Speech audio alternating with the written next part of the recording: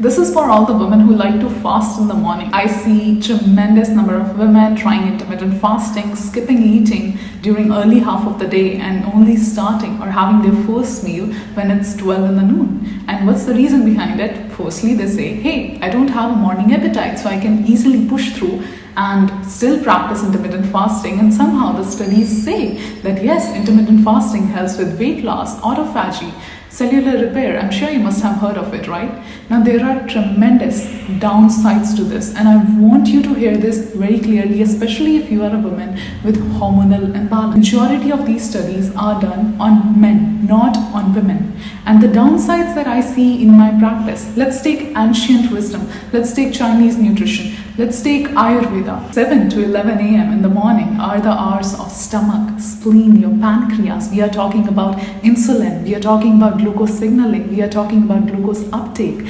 Every time you don't eat in the morning, you are asking your cortisol to compensate for it.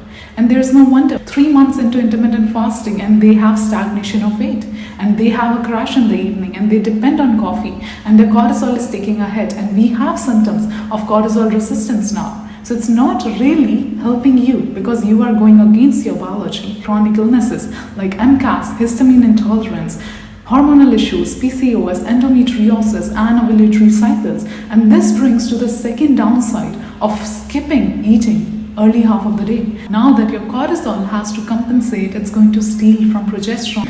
The reason being, cortisol and progesterone share a same pathway. So every time your cortisol need goes high because, hey, you are not eating in the morning, what happens is you now have anovulatory cycles. You are not ovulating because there is a progesterone dip. So your fertility is taking a hit. And guess what?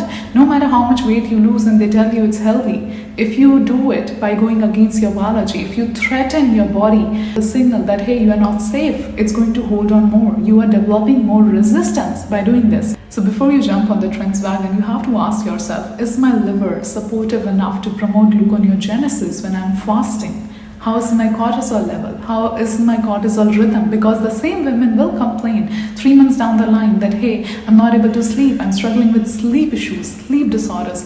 I wake up in the middle of the night. I am overthinking at night. And it's because your cortisol has gone inverted. The rhythm that was supposed to be high in the morning is now high at night, probably. Or maybe there's a cortisol crash. There is a cortisol resistance. And it's also going to take a hit on your DHEA ratio, which promotes hair health, skin health. So there's a lot more that we are talking about than simply losing weight.